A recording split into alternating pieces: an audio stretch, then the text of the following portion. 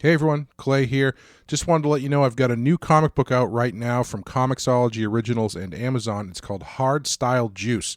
It's a professional wrestling murder mystery, so if you're into pro wrestling and comics and all that good stuff, you're going to want to check it out. And it's free to read if you have Amazon Prime. It's a digital-only comic. If you want to check it out, head over to hardstylejuice.com, and that'll direct you right to the page where you can check it out. That's hardstylejuice.com. Thanks, guys.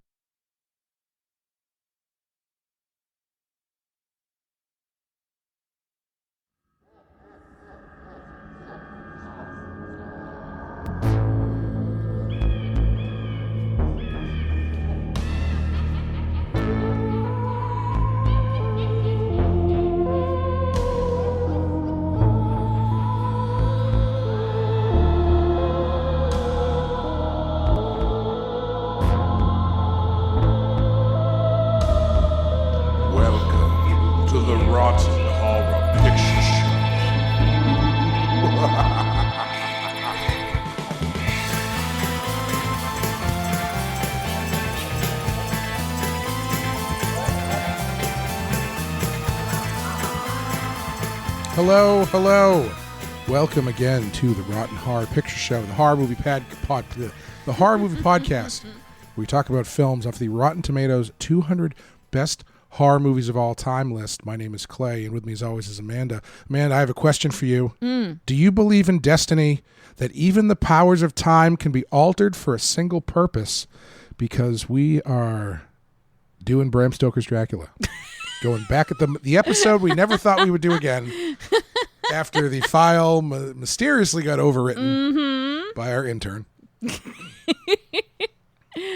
Yeah, I had no idea that time travel was real until this moment. Yes. It's 2022 and we're ready to go. Yes. When originally we did this, this was number 198 on our list. It is currently no longer on the list. It's been, I think, 2 years. Yeah. At least since we did this. Yeah, I think I when I said 2022, I was not joking. Yeah. It was like early to mid. That's how traumatizing it was, because I remember we talked for like 2 hours. Yeah, we had a really long. It was like not to upset the listeners in case this episode ends up being 45 minutes and then us going, all right, well, good night, everyone. Yeah. It was a long one. It was robust. It was good too. Yeah. It was. That's why it took so long to do it again, because I felt like we got a really good episode out of it. Yeah. And then the intern just screwed it. Yeah. God, that's good thing we fired that intern. Yes. But just in case this episode does stink, this is our Halloween episode. It's coming out after Halloween, but it is currently All Hallows Eve as we're recording. Happy Samhain to all who celebrate. Amanda, is not only a master podcaster, but she's a master of the mystic arts as well. Oh, God. And so she will be doing a tarot reading of me. How did you, reading my cards? Is that how you would say it? Sure. We're doing a reading for you. Yes. Yeah. Which we will intersperse in the episode. We have actually not talked about this. No, we haven't. I'm sort of getting this a little bit of a surprise. Yes. Well, it shouldn't be, because, I should have been able to see this. Should have seen it in the cards, yes. Well, I did bring my Twin Peaks tarot deck. Yes. Which is 22 cards, are the major arcana, all as Twin Peaks characters. Excellent. So that's going to make this tricky.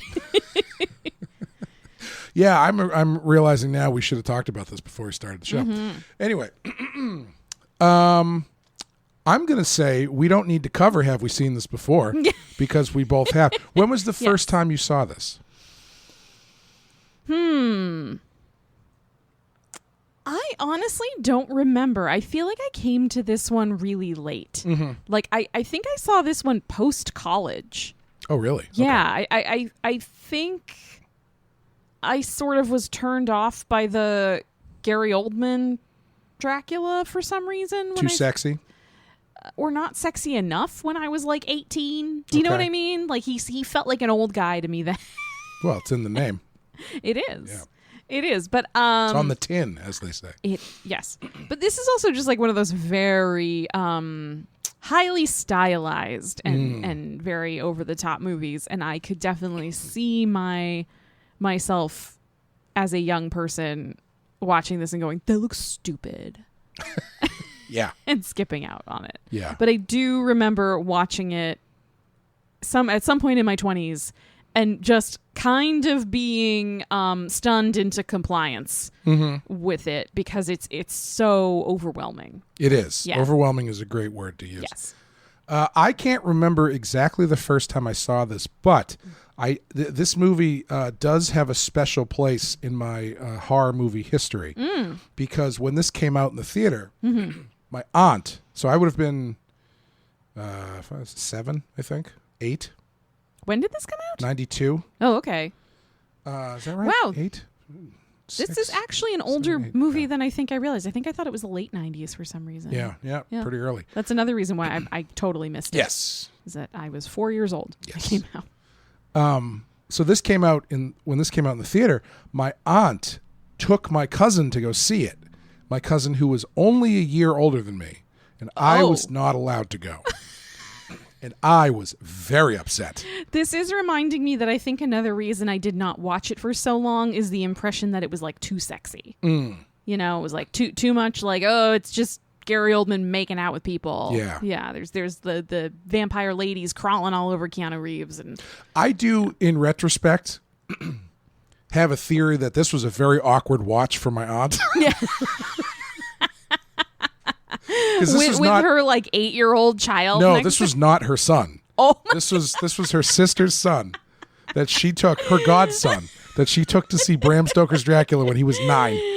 oh my God, she's probably just sitting there going, shit. I thought Yep. this was going to be like Bela Lugosi. Nope. And so retroactively, Perfect. I appreciate that. But Oh so my God, I love it. when after they had seen it, it was more. I wanted to see it so badly because it was a Dracula movie, but Sure. more so because my cousin was going. And I felt left out. Yes. And so after they saw it, I said, "How was it?" And my aunt was like, "It sucked." And it would take me a few more years to realize that's basically how everyone in my family reviews most movies. Oh. Yeah, most of my it's very on brand for my dad and his siblings for their review to be like, that sucked. So I don't think I realized that. yeah, That side of your family was maybe less of a movie-going clan than you would hint at. Yes, I went to see.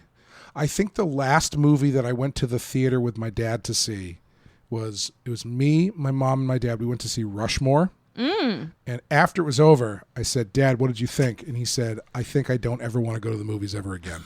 And he never did. He might not have, honestly. I can't remember if. Hey, I respect a man who knows what he likes and what he doesn't. Yeah. Anyway, but as the impressionable 8-year-old that I was, I took that as gospel that this movie sucked. Oh. And so I didn't watch it for a long time. So Interesting. I might not have seen it till late high school, early college as well. Yeah. And I thought it sucked. And this is one of those weird movies where every time I didn't like it, but something about it stuck around in my brain. Yeah. And every time I watched it, I liked it more. And I basically began to compartmentalize the things I didn't like. And so I could appreciate the rest of it. Sure. Yeah. While also taking out the Keanu Reeves of it all, basically. That's pretty much it. Yes. So I've come around on this movie quite a bit. One of my favorite artists worked on it and did a graphic novel adaptation, which is killer. Mike Mignola, the creator of Hellboy. Oh, cool. So if you can you can still find it. They have it collected. I highly recommend checking it out because it's awesome. It's really, really cool. Yeah. But yeah, this is one that like I never really cared for it. And then all of a sudden I was like, yeah, well, I'll watch that again. Yeah. You know what? I should probably just buy it. I should probably just watch it like once a year. Yeah. I was like, well, I mean, I have it on DVD, throw but it on. I mean, it's a cheap Blu-ray. I may as well get the Blu-ray. So I guess this is technically one of my favorites now.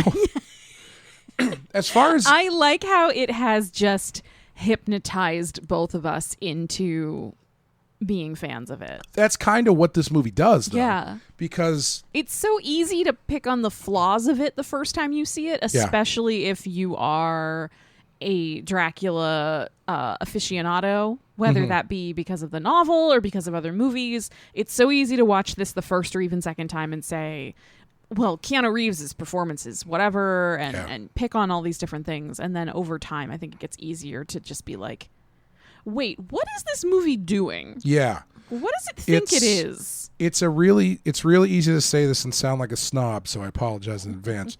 But he just pushed his glasses up the bridge of his nose. Actually, for once I didn't. But this is a movie that you kind of, I think on first watch, probably don't get. Are you saying that our listeners won't be smart enough to understand this movie, Clay? Listen, I'm not saying that explicitly, but I am heavily implying it. And all of a sudden a rock flies through the window. No, but like you kind of go in and it's just, as you said, it's very overwhelming. Yes. To the point where, and it's overwhelming in a way that I feel like even still a modern audience kind of just chuckles a little bit. Mm-hmm. But if you kind of give it time to settle and really kind of meet it on its own terms, it's a pretty remarkable movie. Yeah. Especially for a movie that Francis Ford Coppola didn't really feel like making, but it's so interesting. It's not what you think of when you think of a period piece. Right. Yeah. Especially not one from the 90s. Yeah. Well, well, we'll get into it. Yeah. Anyway. I don't know what the beginning of the tarot is, but what's the first step? The first step in a reading? Yeah. You need to think of a question. Think of a question? Yeah, it's tarot. Oh boy. You have to have a question. Okay. Are there any parameters to the question?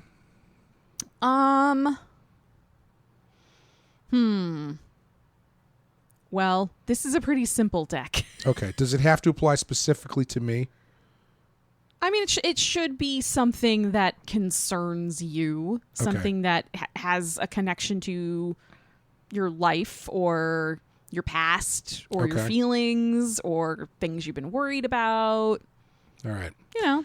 My question is, will this episode of the show be our most downloaded and shared of all the episodes? Well, now you have to shuffle the cards. Oh, sweet. Okay. Think about your question while you do it. Think about my question. Yep. Have I made a mistake? Should I have asked a question about how much money I'm gonna make? Focus on the question. Focus on the question. Well, I'm dancing around it. Right, but you got to stay on it. Okay, I'm on it. Okay. I'm on it. Bram Stoker's Dracula. When you feel like you've shuffled the cards enough, cut the deck into 3 and then recombine it. I really should have set up a third table here. Second table. I have a table. You'll be fine once you. Okay. All right. So I'm cutting it into 3. Yes.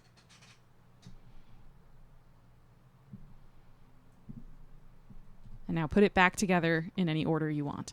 Okay.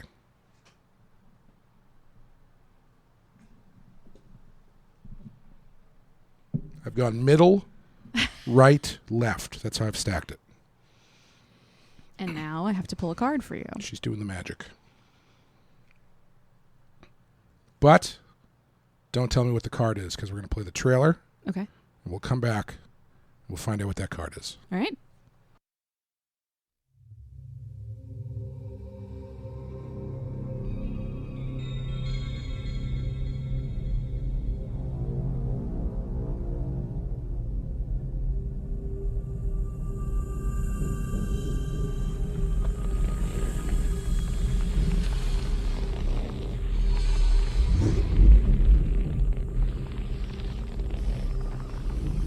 Their names are legendary. Their destinies linked.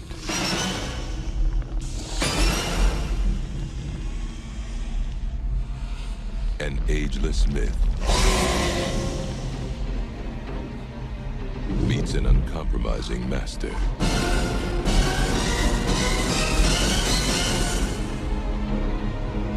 Francis Ford Coppola brings an undying legend to life. Dracula.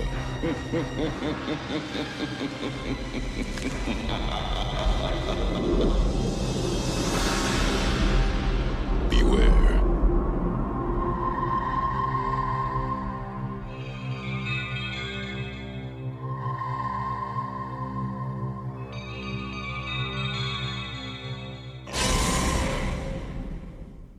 Okay. What do we got? What card what are we rocking here? We are rocking a very good card. It's Lucy, and she is the star. Excellent. And the star is a very positive, hopeful, upbeat card. Excellent. So it's an auspicious card. It means good things. Okay. Yes. Excellent. Hope, the possibility for great change and all of that kind of stuff. All right. How many cards in total are we pulling here? I mean, I would do that question, one card. Just one card? Yeah, we can do other questions. We can do more complicated things. Okay, we'll circle back in a few minutes to do. I didn't know it was just pulling one card. Well, for like do you have to light some candles or something? For a question that's kind of like a yes or no, you kind of don't need, like, how much nuance do you need on will this be a popular episode? Well, I'm just, we're going for ratings here. And so what I'm looking for is something where you pull a card and you look at it and you go, "Oh no." And then I go, "What?" And they go, "No, it's fine. It's not what you think it means." And then we go from there and I get really scared. And so do the people. Okay. But we'll get there. We'll find the right question. It's hard to do that with a card like the star. Okay. Like, think of Lucy, the character in Twin Peaks. Yep. Would she ever make you scared? No. Right? She's so sweet and well-meaning. She's got the donuts and the coffee. Yeah, exactly. So it's like when you see Lucy, you're like, oh, everything's going to be okay. Okay. That's what it means. My next question. Amanda. You're going to do all the shuffling all over again. What happens in Bram Stoker's Dracula? Can you relay the plot of Bram Stoker's Dracula? You didn't do your cards? rundown yet. Oh, yeah. So I got it all mixed up. The tarot reading is throwing you off. The mystical powers.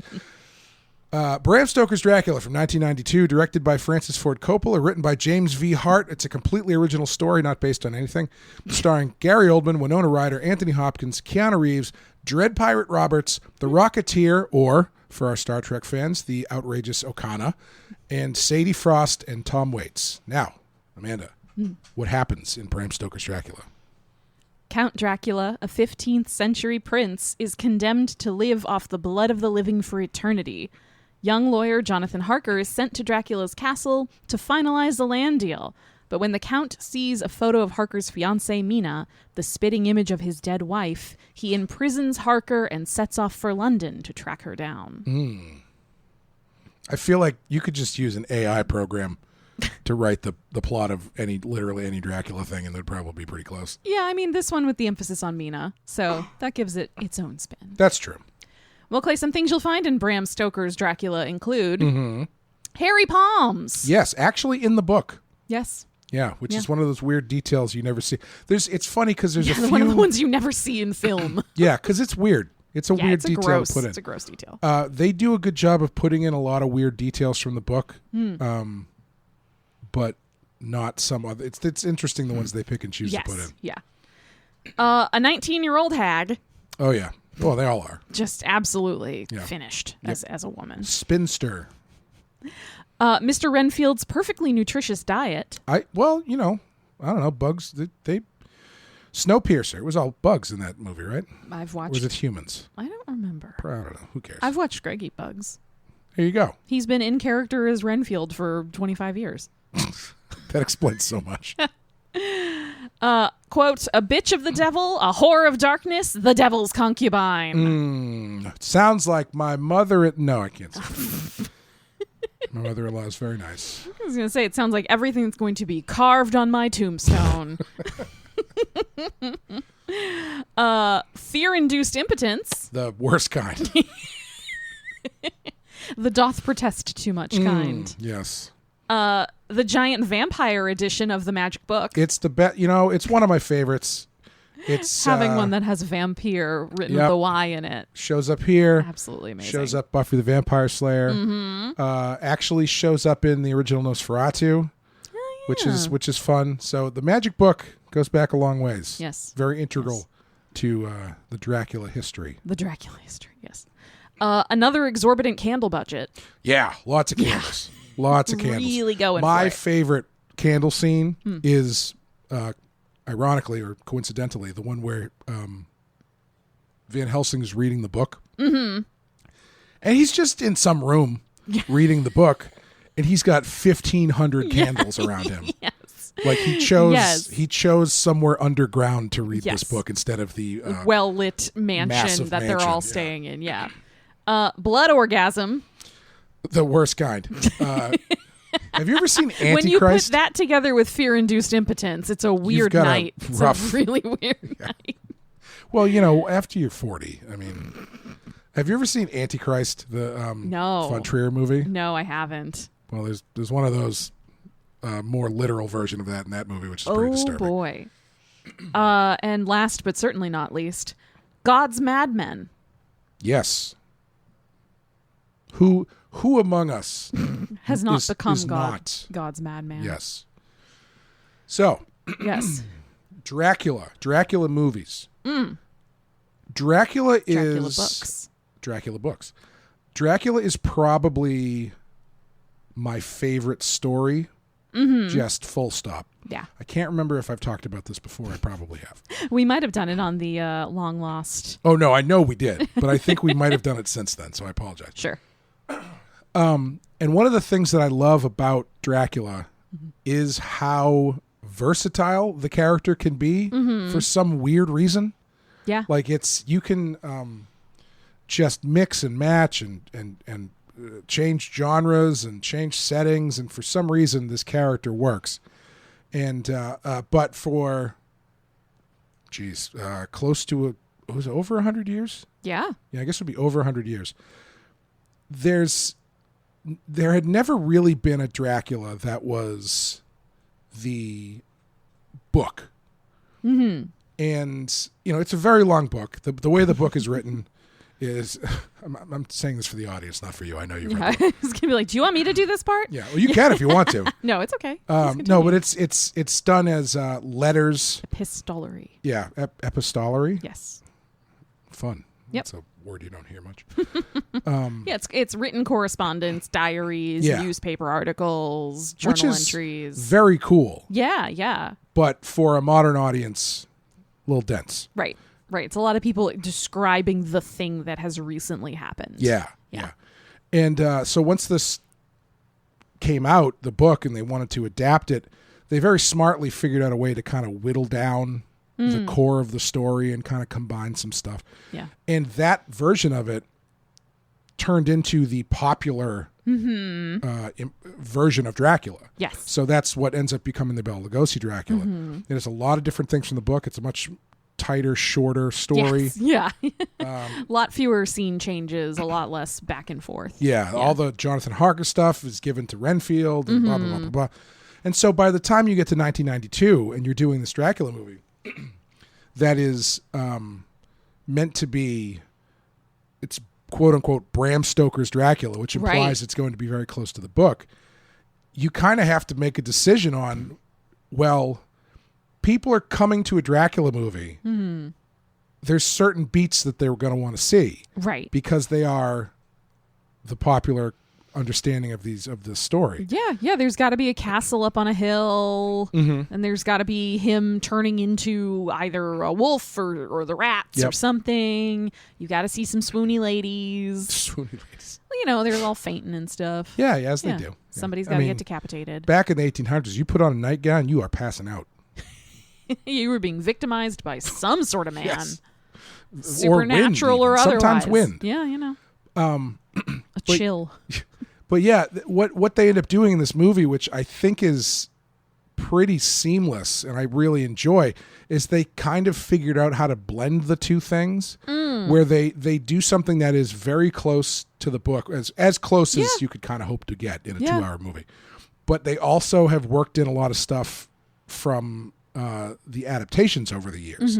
For instance, the character of Renfield in the book is nothing to do with Jonathan Harker. He's just a crazy guy. Yeah. Whereas ever since Nosferatu, the Renfield character has worked at the same like law firm. real estate place or whatever that Harker works at, and is sort of the emissary of Dracula. Yeah. Which, of course, in the Lugosi version turned into a much larger, more prominent role. But here they kind of split the difference, where he's a crazy person who has a connection to Dracula, but you don't see it, so it kind of on the surface reads like the book, but the details are of the movie because they tell you that he was the guy who ran. But it's stuff like that I find is impressive just from a gathering resources adaptation, sort of creating this standpoint. mosaic Yeah. of all these different things that have existed in pop culture. Yes. Like, lots of people have read the book. Fewer people then have seen the movies, but a lot of people probably going into this movie when it came out maybe hadn't even seen the Bela Lugosi Dracula. Like, that was an old movie at that point. But the thing is, though, you don't even have to have seen it. That's exactly what I was going to say. Is like Dracula had just become such a pop culture figure that you don't really need the specific reference points as much. You can just be like, no, this is a Dracula movie. And you're like, oh, okay, castle, I want to suck your blood. Like that kind of thing. Yeah, he's going to be a European guy with an accent. Right. And he's going to victimize this couple. And eventually Abraham Van Helsing's going to come and kill him. Yeah. It is funny, though, that they... So when we did the Hammer Dracula, Horror of Dracula, they clearly felt the weight of the Lugosi stuff. Yes. So they had to do something completely different from the depiction of Dracula to even how the characters play out in the story. Yep. Where this one is sticking pretty close to the Lugosi stuff. Yeah. It's hitting all the big beats still. It's not really shying away from that. And especially because this is a movie not made by Universal. The title, Bram Stoker's Dracula... Coppola says he likes if he makes a movie based on a book, he likes to put the author's name above the title. I respect which that. He does in The Godfather and Rainmaker and etc. Yeah. But there's also the theory that the reason they did that is so they couldn't get sued by Universal, even though it's a public domain thing, and like just to avoid any problems. Sure. Which is one of the reasons I think why the Hammer Dracula, which is just known as Dracula in the UK, is Horror of Dracula in the United States. But both trying to like cover your ass, but also differentiate yourself. Yeah, and I'm sure, like kind of like you said a few minutes ago, having Bram Stoker's name out there sort of says like, no, this is the real one. Yes, like this is the real one. This is the book. Yeah, which I find really funny because they're trying to separate from the Universal Dracula, not get sued by Universal. But there's a lot of shit in this that is specifically from the Universal Dracula. Yeah. Like, I don't think, I could be wrong. You might know this better than I. It's been a long time since I've read the book. I'm pretty sure the line, I don't drink wine, is directly from the movie. I don't think he says that in the book. So it's 100% from the movie because Yes. I remember it in Espanol. Yes. Yep. Yo nunca bebo vino. But I don't remember if it's in the book. I don't think it is. I think that is an invention of the play and subsequent in the movie. I think he says in the book something like it because like Harker, you get a lot more of the minutia and the day-to-day of Harker's life in Dracula's castle while he's there for a month. And Harker starts in his journal to write things like, I'm becoming unsettled by the fact that my host never eats. And whenever I ask him about it, he puts me off by saying things like, "Oh, I don't like to eat in front of others." You know, like he says kind of similar stuff, but that really catchy. I never drink wine. Right. I don't think that's explicitly in there. Which, in retrospect, is really funny because it's like, how many days/weeks does it take Harker in the book to go like, you know what? Something weird about this guy. He's pretty. So I know I read the book within the last 4 years. I don't remember exactly when. COVID made time weird. And I also did it in this fun way where people like on the internet were running it sort of like a reading group, but they were doing it in time with the dates that's right. of Remember the you telling entries. me about that? Yeah, that's cool. It was really fun. If you feel so inclined this spring, because it starts in May and it ends in like November, I recommend doing it. You don't read a lot every week. There's some weeks where there's nothing to read at all. Yeah. And it's a really fun way to get a sense of the time that has passed for the characters. Because it's easy to miss in the book some of the time jumps where, you know, the last journal entry you get is, I don't know, June 4th or something. And then there's a big gap. And then there's maybe a little news article they throw in there. And then it's August 1st. And you're like, you kind of don't process that 2 whole months Yeah. have passed of them sort of, Lucy getting gradually worse and worse, and them sort of trying to get Van Helsing to come over and things like that. Yeah. Yeah. So speaking of that, as someone who was raised on movies and comic books, as much as I love this story and have come around to loving the book, this one and also Frankenstein, which I'm sure we talked about back then. Yes. When I read them, Yeah. reading Dracula, I was like, oh my God. Get to the vampires. Like it's like it's very well structured and it's really fun with all the newspaper clippings and stuff, but it's like, I'm in my brain, I'm like, I got 90 minutes here. What are we doing? Why am I reading newspaper clippings about like a boat or something that doesn't mean like it was Sure. The first time I read it was before I had really read like a novel, like a capital N novel. Yeah. And even if you had, it's weird to read one in the forms of like journal entries and Yes. stuff like that. It has a very different rhythm, and you're switching character points of view, and you're only getting that one character's view on what's happening in the moment. Yeah. And sometimes I remember when I first read it, I would hit the chapters about Mina spending time with Lucy and whatever, and I'd be like, boring! Get me back to the castle. I want to know what's happening to Jonathan. Yeah, like, you mean that's the cool part. You mean in the book they're not ogling the dirty drawings of the Arabian Nights? No, they're not, shockingly. Oh, damn. But I know I've told this story on this podcast, but that is the book I was reading for fun that my 7th grade homeroom teacher confiscated from The me. Arabian Nights? No, Dracula. Arabian Nights. I don't know. I don't know how deep your literary knowledge goes. Not that deep. Yeah. So yeah, it's a dense book. And one of the things watching it this time that I noticed is they hit pretty much everything, Yeah. but they hustle through a lot of it. Yes. However, they hustle through, but they know when to stop and take their time. So how do you feel about the condensing of this big story into? It is probably one of the longer. I mean, it's 2 hours, a little over 2 hours. Yeah. Most Dracula movies top out at like 93 minutes.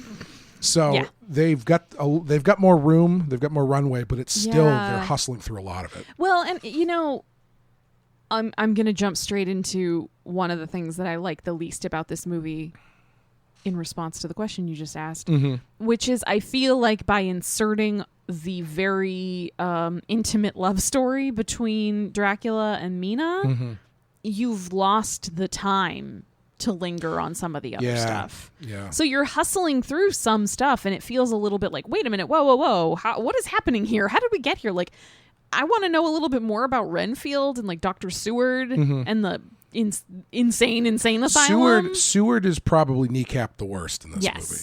Absolutely. Yeah. Because nobody gives a shit about Quincy and the other guy. Yeah, Seward's kind of interesting. That, it's sort of like even rushing through Lucy's courtship story, it changes how you perceive her character. Yeah. You know what I mean? She seems like a little like she's leading these 3 guys on, and then of course she picks the guy who's like the richest. Yeah, I was thinking that this time. And then she just seems sort of like a tease.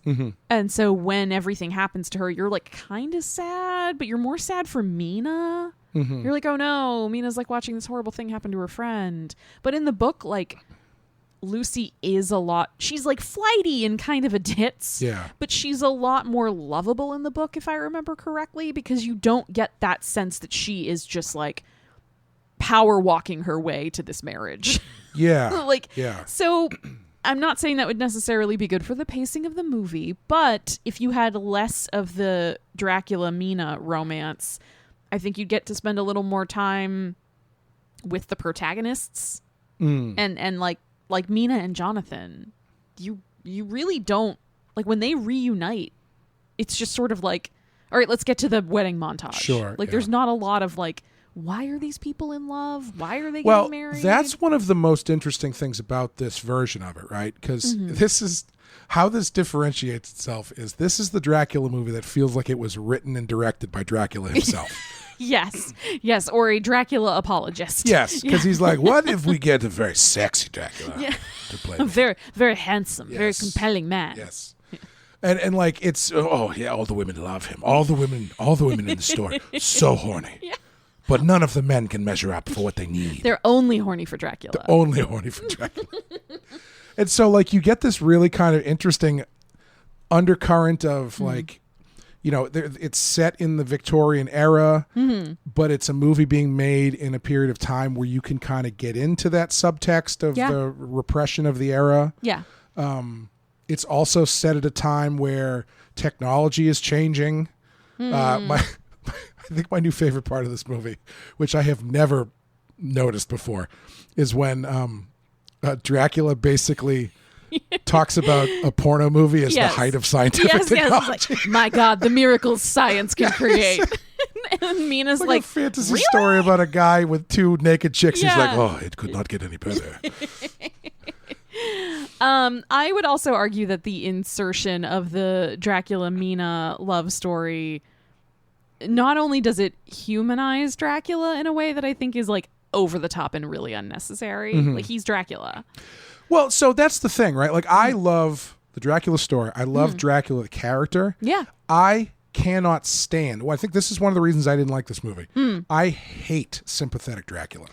I don't mind Dracula with moments of sympathy. Sure. I think the point of Dracula and part of what makes that character work kind of forever is that you can project a lot onto him and you can have him have done or experienced a lot of different things throughout human history, and he was a man to start with. And I think that's where like the kind of classic horror movie universal monsters, why they work so well is that at some point most of them were just guys. Maybe they were rich guys or whatever, but he was a mortal human man. Yeah. And so I think giving him moments where he seems sad or lonely or depressed, or moments where he makes a joke and is kind of charming, and like I think that works in the context of the story to make him a more compelling character, and it also explains why people are so willing to just kind of like let him continue on for a while. I do find it like that. I don't mind. Yeah. But I do find that it becomes a crutch. Yes. Because Dracula by nature is like the most interesting part of the story. Yes. So much like every other horror movie villain, it becomes who you want to spend the most time with. Right. He's not in the book that much. No, he's in the book very little. Yeah. And what his use, where he's the most effective, is that he's this overwhelming presence of dread, right? Yes. And so the minute you start giving him a love story, especially a genuine love story, and like for a story that has so much stuff built into it about what does Dracula represent as far as, you know, whether you want to go down the xenophobic route or the superstition versus science route, or the disease route, et cetera, it's kind of hard to do that, right? If that character is also the sexy lead of your movie. Yeah, sort of like misunderstood anti-hero. Yeah. Yeah. It's like, yes, it's true. I do have syphilis. I am essentially the embodiment of syphilis. Yes. Abraham Van Helsing essentially says it in the movie. But yeah, so I agree. I think there's ways to sort of include those humanizing moments without making him into this sort of sad, misunderstood character who gets a moment of redemption at the end. Yeah. I think part of what makes him so scary is that he can seem human at times, and when the situation serves him to seem human, but he's not. Yeah. He's not anymore. Yeah. And he can put on the veneer of concern or of being jovial and welcoming or of being loving. But when the situation changes and that doesn't serve him anymore, there's no hesitation in him switching back into a like animalistic predatory mode. Yeah. And I think in the book, that's what kind of works a little bit better. I mean, one of the things that works better in the book is that when he's victimizing Lucy, he's like just victimizing Lucy. Yes. And he uses up these women until there's nothing left. And then they are these empty, hungry shells like he is, and they have nothing to give him anymore, and he discards them and moves on to the next one. Right. And that's what, you know, it's sort of like he can give his victim the initial veneer of this is a romance or this is something sexual, but after a point, he doesn't care. Yeah. He never really cared. He pretended to care to get what he wanted, what he needed. Yeah, and I think that's one of the things that's really missing from this for me is like when I remember the first time that I watched this, thinking, well, I should let me put it this way: it took me a couple watches to realize that Lucy was just as virginal as Mina is. Yes, she's just kind of like yeah, having fun with it, like a right. tease sort of. Yeah. Like she's just as naive as Mina yeah, is. she's like the ultimate flirt. Yes, but like she said, like there's that scene where when you first get introduced to Lucy and she and Mina are sort of like ribbing each other a little bit, and Mina has Arabian Nights next to her, and it gets knocked over, and there's dirty pictures. And Lucy says, they're looking at it together, and Mina's like, can a man and a woman really do that? And Lucy says, well, I did it last night. And she's like, you did not. And she's like, they're just kind of really, I don't know, teenage girls. Yeah. And then Lucy's like, well, I did in my dreams. Yeah, like that. I really like that stuff, but I Yeah. think that giving Dracula this love story plot really pulls away from the horrible things that he's doing Right. to the women. Like as you were saying about the way that he kind of deals with them in the book. Yeah. And like in this time watching it, I was like, why is he even going after Lucy? Exactly. Yeah. Like, he doesn't give a shit. It's Mina that is the one he's interested in. Right. Like, And he already knows about her. yes. Like he knows that Mina looks exactly like his dead wife. He clearly assumes that they are the same person somehow. Yeah. And he's determined to have her. In the book, if I remember correctly, I think he sees a picture of Mina and comments on, "Oh, your pretty wife" or something like that. But there's not the same like, "Oh, she's my soulmate. She's going to be my queen" or whatever. Yeah. It's much more just like, "Oh, well, keep her in mind for when I'm in England. She looks fun." Dracula's whole relationship with Harker is basically turning him into a cuck. So, Well, so the other thing I was going to say about part of my problem, and I think part of the maybe part of the reason why they inserted such a heavy-handed love story with Dracula and Mina is to avoid the gay of it all.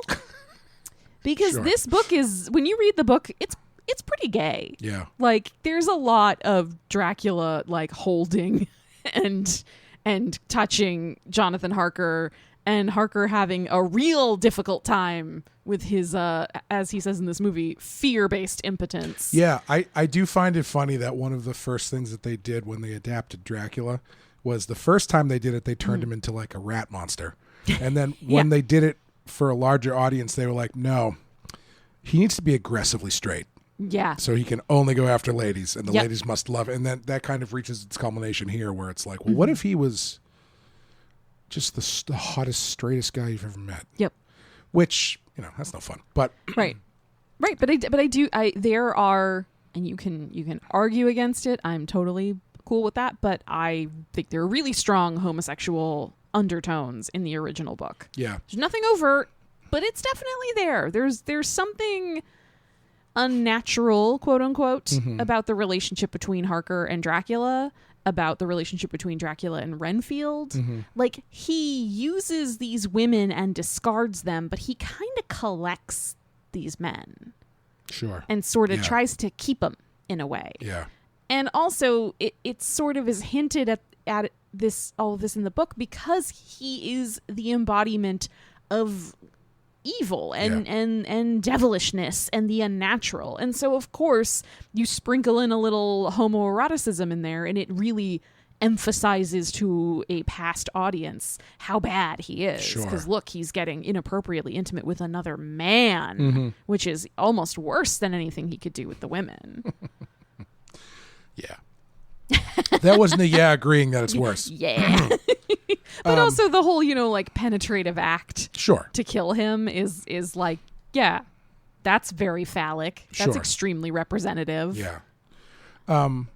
Yeah, I think the love story thing also, once you get into the last act of this movie, Yeah. it gets really muddy, and not in like a fun way where it's like, oh, maybe she should have. maybe she should go with Dracula. It's like Dracula's a fucking monster.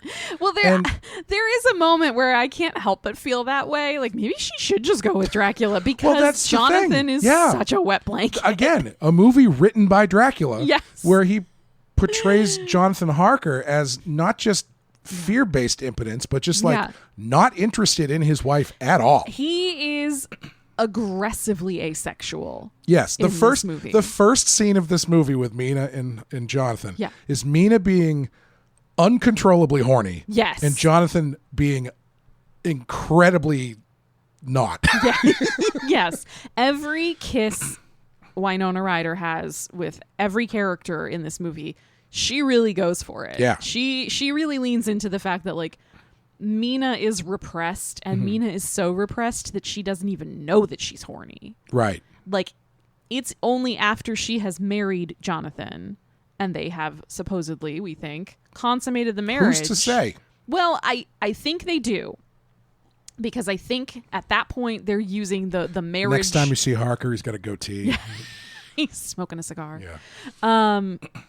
But I think Mina and Jonathan do consummate the marriage because I think they're almost using the sacrament as a shield against Dracula and to fulfill the marriage, to make sure. the marriage legit. You have to have sex. Right. I also think so because in one of the Mina voiceovers when she's married and she's back in London with Jonathan and she's thinking about her strange friend, as she puts it, she says, "Now that I'm a married woman, I understand what it was you made me feel." Oh. She did not realize that she was horny. Guys, Jonathan ain't making her feel that. No. But that's part of that is, in my opinion, the central problem with this movie is that you've got a Dracula who's too charismatic and too sympathetic. Yeah. And then you've got a Jonathan Harker who is just like a completely empty vessel. Yeah. Yeah. And I think they don't complete the arc for Mina, where like based on the way that they sort of set her up, and it's like, yeah, she kind of, let's say this isn't a vampire movie. Yeah. It's a movie about a neglected spouse who has kind of a fling with the hot bad boy. Yeah. And then at the end ultimately doesn't really go like, that was probably a mistake. Right. Like, there's no arc there because she at the end she's willingly turned herself into a vampire, which I mean you can say like Dracula has had like she's been bitten and that is how it happens in the book. It's like as the sun continues to go down on that final night, she's losing autonomy. Yeah. She's becoming sort of his instrument. But like that aspect of it Yeah. is not something that's being done to her against her will. Right. And so that's where it gets kind of weird, where it's like, I mean, at this point, Jonathan, just let him have her. Yeah. She clearly doesn't want to be with you. That's the thing. It's at least if there had been more chemistry between her and Keanu Reeves. Yeah. And there had been more there, you'd be like, well, yeah, I get why she's torn. Yeah. Like, this guy's like the kind of scary bad boy, but like this is the man she really loves, and clearly they're really into one another and really happy together. But this, you don't get that. So unfortunately, it makes the romance aspects of this movie way out of balance. Yeah. I mean, what probably should have happened realistically is Mina, Jonathan come together and they go, you know what? Maybe this isn't working. Mina, you go off with your new vampire friend. I've got 3 vampire friends of my own. And we're gonna rent a house together. I don't think he was doing anything with those ladies. I think he was a blood bag for them. Yeah. Fear-based impotence. That's, I mean, when Monica Bellucci's involved, that's you got to be real scared, I guess is what I'm trying to say. So, next card. Oh, I have to come up with a new question. you do.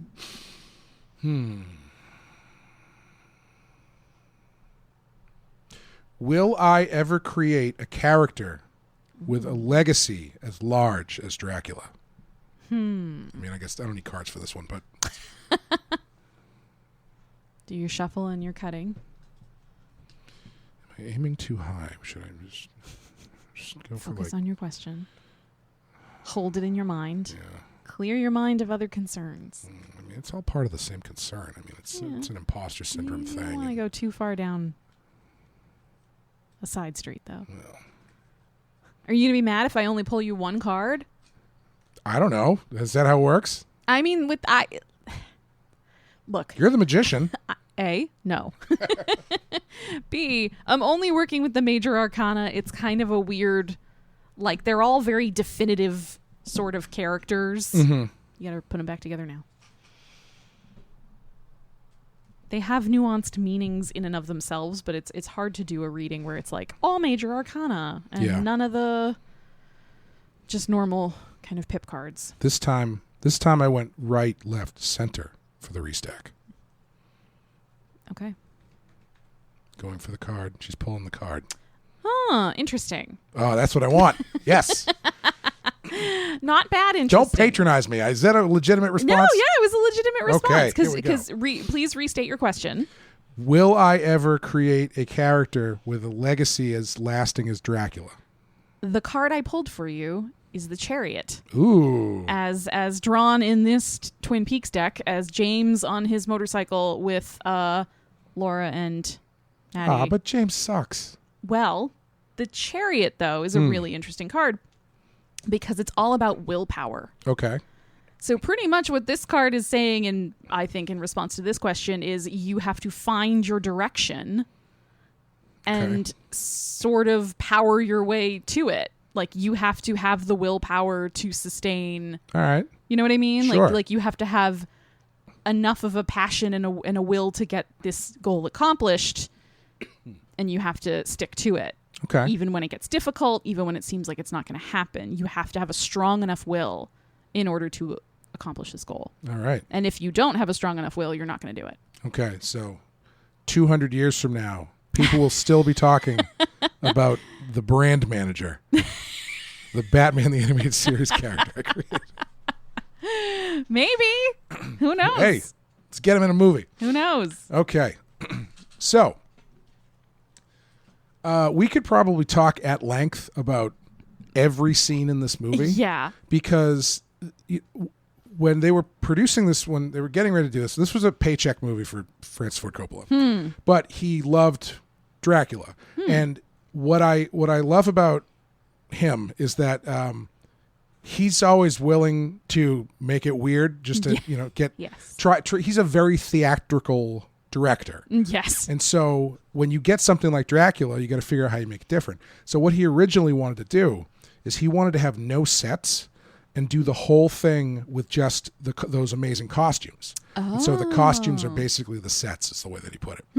And so they've kept a lot of that sensibility, where the sets are fairly minimal and all of the detail is in the clothes. Yeah. And it's like, I think the costumes, probably more than anything else, are what makes this movie stand the test of time, why people keep coming back to it. Yeah, I mean, even when you reminded me that this came out in 1992, I was sort of surprised because it is, as much as it's a movie that's a period piece, it's a shockingly modern looking movie in its way. Like, it's shot beautifully. And the clothing in it is amazing. It's so detailed, and all of the colors in this movie are focused on the clothes. When you think about it, it's either it's clothes or it's blood.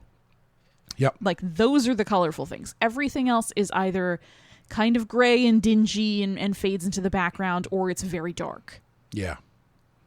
And I think that really works. Like, having those sort of shadowy, vague sets where it feels like it's somebody's kind of half-remembered dream, and it leaves a lot of space for your own eye and your own brain to fill different things in, but it keeps the focus on the actual characters. They're more like players on a stage than they are like actors in a big movie with big set pieces and things like that. Yeah. Which is honestly why I think towards the end the movie feels weaker to me. Yeah. Because you've lost that real focused attention, when they're having their like horse-drawn carriage chase through the snowy mountains. Like the snowy mountains are really cool, but the shots in it aren't as compelling. Yeah. Like when a lot they're of fast cutting. and they're like shooting at the guys on the carriage, and it's just kind of swishing back and forth, and nothing's really. That is another pulling thing you. that I really like, is that just inexplicably, much like a Batman villain, Dracula has henchmen for some reason. I think Harker kind of mentions it at the beginning. He says something like, the locals are loyal to whoever is the lord of the castle. Oh, sure. So it's sort of like Dracula has maintained this medieval like serfdom thing going on with the locals. Yeah, that's an element that I've always found interesting too, because when you look at the different iterations of Dracula, you've always got Dracula presented as this lone, isolated figure in this castle. But it's not until the Hammer stuff that they get down into like the surrounding village, really. Because in the traditional one, it's like Harker goes to the village and they're like, oh, don't go to Dracula's castle. Yeah. It's cursed. I like your Eastern European accent. Your vaguely Transylvanian accent. It is. It's a hair away from slipping into Borat, though. But when you get to the Hammer stuff, the stories now kind of become about the people in the below villages. So Dracula becomes this looming presence. Yeah. And I appreciate that approach. Here, it's much more of guy in a castle. You don't really know what the economy of Transylvania is like. But Right. you don't need to know that stuff. Right, of the nearest town in Wallachia or wherever he is. Yeah. How do you feel about the opening scene, flashback? Yes. Unbelievable. One of the best openings. to the movie It's ever. really good. It's really great. Again, the costuming, that armor he has is so awesome. Yeah. So it's cool. So unique Yes. too. It's there's nothing really quite like it, and I don't understand even to this day exactly how it's made or supposed to be made. Do you know what I mean? Yeah, apparently it was incredibly difficult to work in because it was created in such a way where like anytime Gary Oldman moved, like a piece would fall off. So it was, if you ever watch the behind the scenes stuff, Oh my God. it's a lot of him moving, his shoulder thing falls then off, and then he's freeze. like starts swearing and Yeah. whatever. Oh man. Serious props to Gary Oldman in this movie. Yeah, I think he was drunk for a lot of it. But I mean, fair enough, Yeah. but like, it kind of worked, and B, like, I think he's really good. I think he's really good too.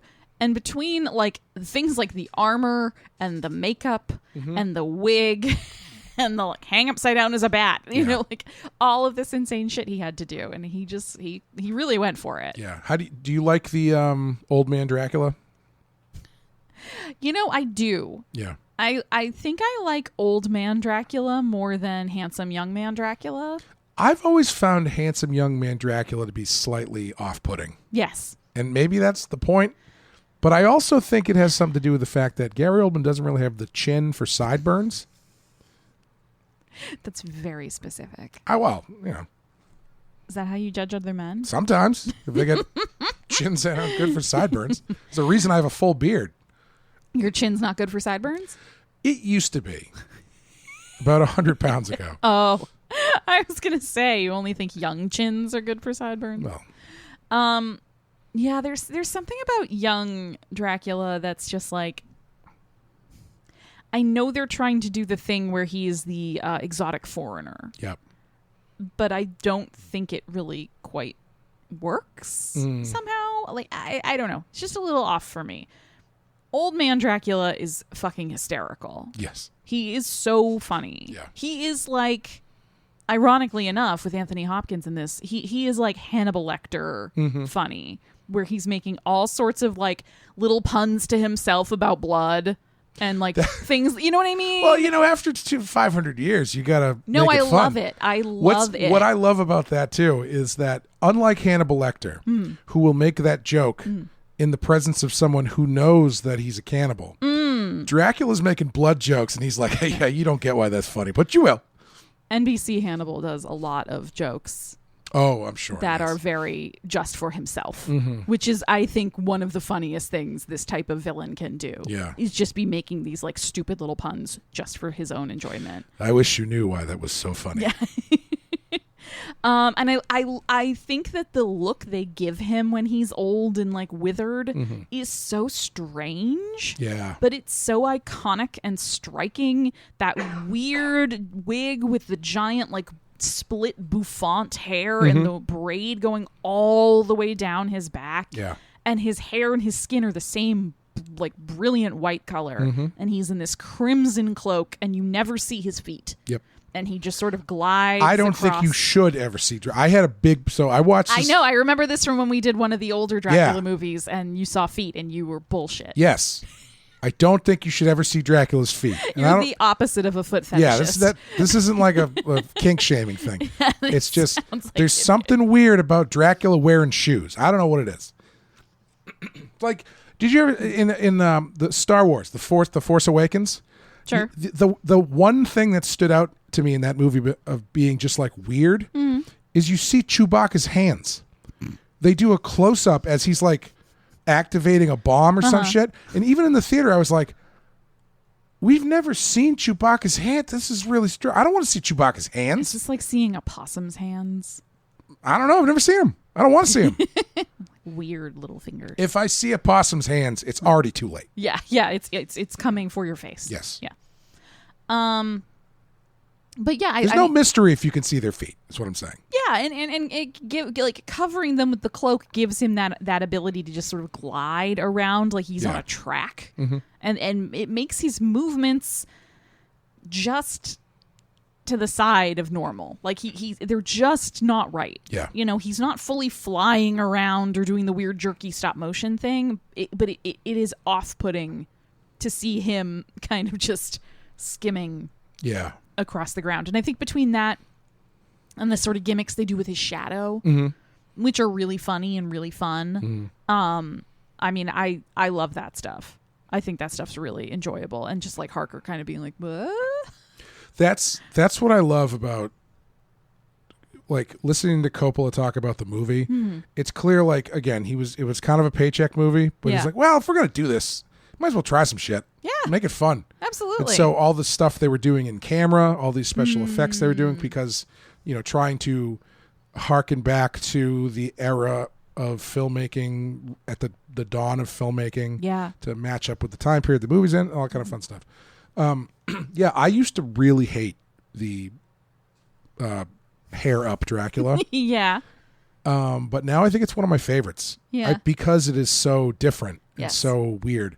I think my favorite look of Dracula in this, every time I watch the movie, it always stands out to me, and it's like half a second.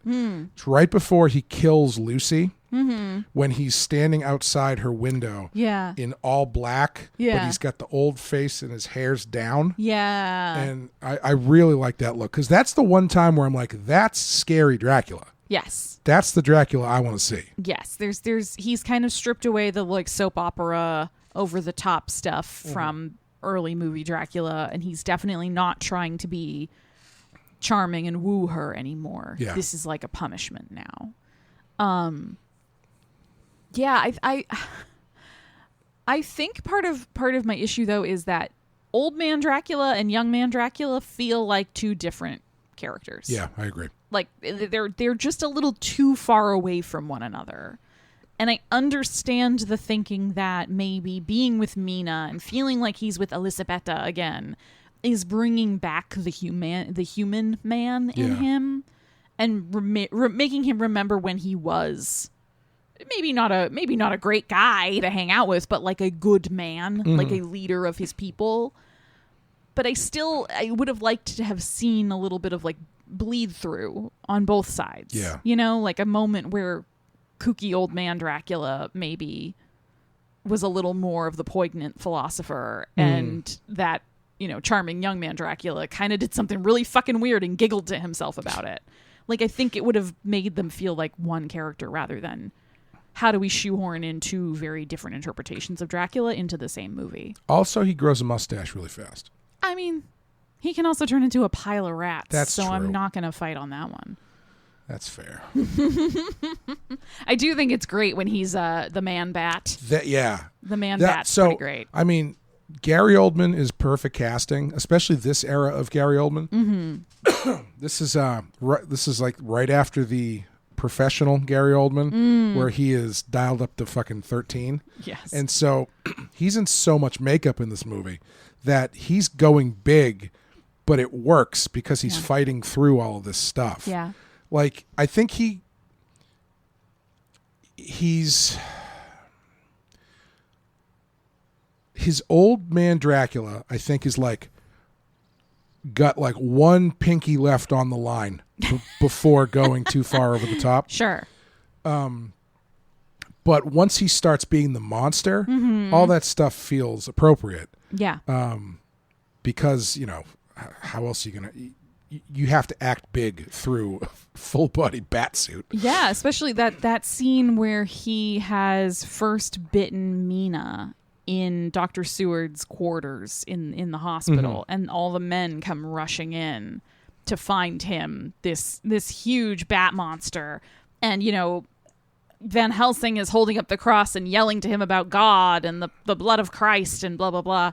And he sort of retorts like, you think your puny symbols can affect me. Yeah. And he lights the cross on fire with his mind, and he sort of stands up to his full bat monster height and says, look at what your God did to me. Yeah, it's a great line. It's a great line, and it's a great image. And like, if he didn't do the whole, like, you can see him like fully pull himself up, and he kind of like pulls his arms out, and he says it really loud, but like, he's also speaking through prosthetics, so you have to probably extra enunciate to make sure you're clear. But I think it's like extremely well done. It must have been fun having lunch with him on that day because he's dressed in that weird bat thing. Well, didn't probably he go having like a cigarette. super method for this one, and he like slept in a coffin and wouldn't talk to anybody? Wouldn't surprise me. I feel like I read that somewhere. I don't know if that's entirely true. I love. I also love Wolfman Dracula. Yes. Because whatever they do with his face, they give him that like weird nose. He's it's pretty like cool. halfway to a canine and a bat. Yeah. Like, yeah, so he has that sort of weird, like, cratered bat face. Yeah. And I love that he sort of has that moment where he's running out on the moors and Mina sees him, and he has that moment of shame of like, don't look at me. Yeah. It's kind of great. That scene was always really weird to me. It is a very weird scene. Because, like, he's sort of having sex with Lucy, and he's biting her, and he's like, don't look at me! And then when they leave, like, the camera pans over, and he's just hanging out. I don't know. It was so strange. It is a little strange, but I do like the idea that he has vanity. Sure, yeah. You know, he wants... Because it cuts pretty quickly then to the first scene of him as Dapper Dracula. Yeah. And he says, now look at me, now see me as I am now. Because he wants to seduce her. And he's vain enough to know that she's not going to want him if he looks like that. But if he puts on this handsome face and dresses up nice and seems like he has money, she's probably going to be into it. Yeah. Do you feel like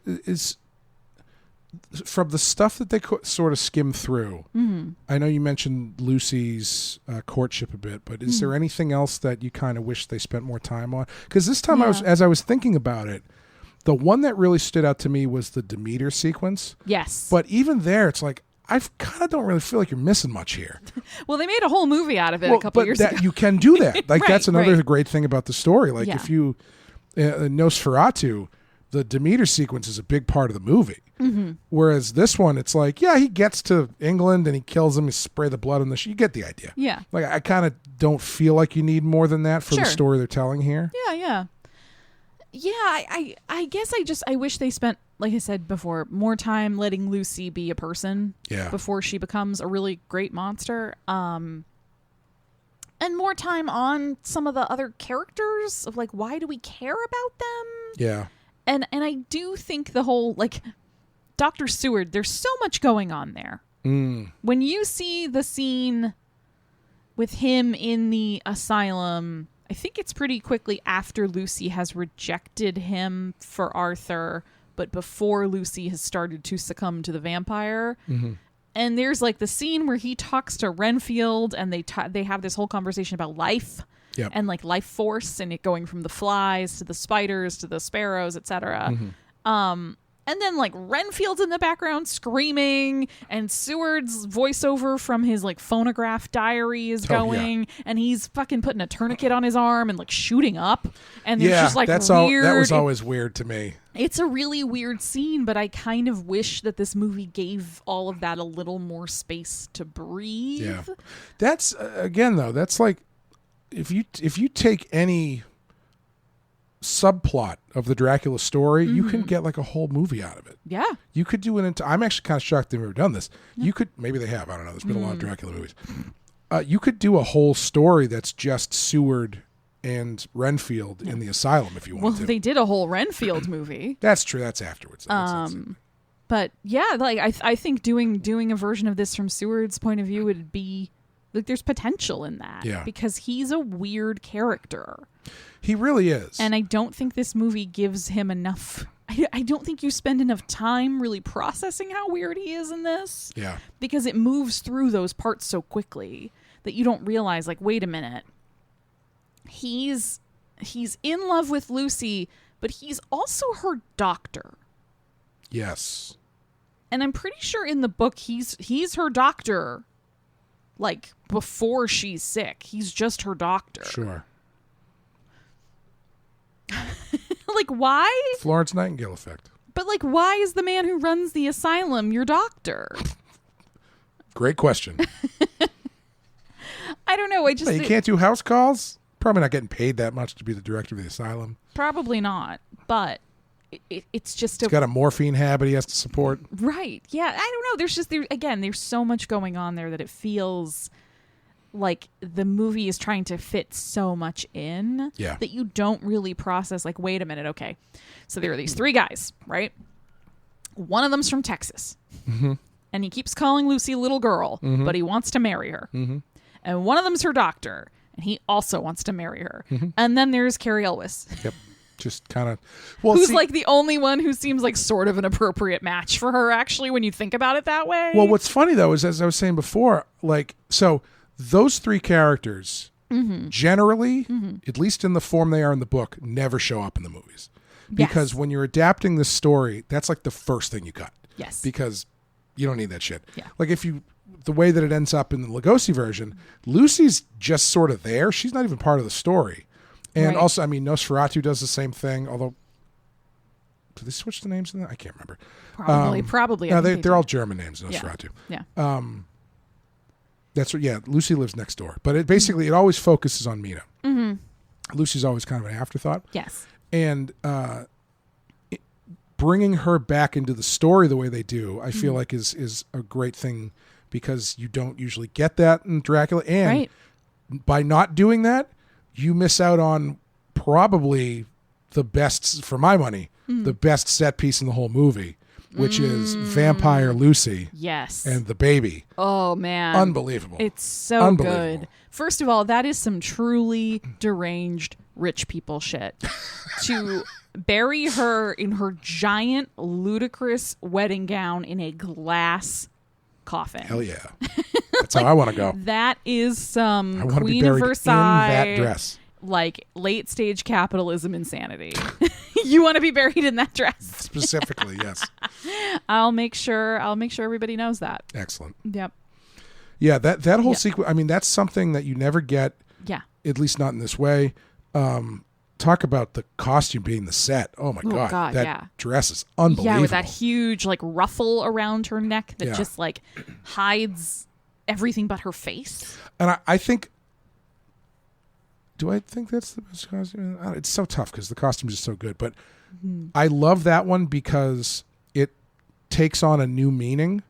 Because the first time you see it is when she's alive and she's getting fitted for her wedding. Yeah, and she's like getting sick, but she doesn't seem so bad at first. Yeah. Yeah. And you don't, I mean, it's a wedding dress. It's over the top. You don't really think too much about it. Yeah. And then when you see her again in the full vampire form, it's just amazing. Yeah, that is one thing. You know, you were asking if there was anything from the book that I wish they had done a little bit more with, and maybe that's one of the things I wish that they had included a little bit more detail on, which was that Lucy dies and she's buried, and then some time passes between when she dies and when I think really when Van Helsing feels confident, like that she has returned, she has come back as a vampire, like they have to wait for a while. They have to sort of stake out the cemetery. Like they have to wait X amount of weeks and then they have to stake out the cemetery. It's like something about it, it takes a month or I don't know.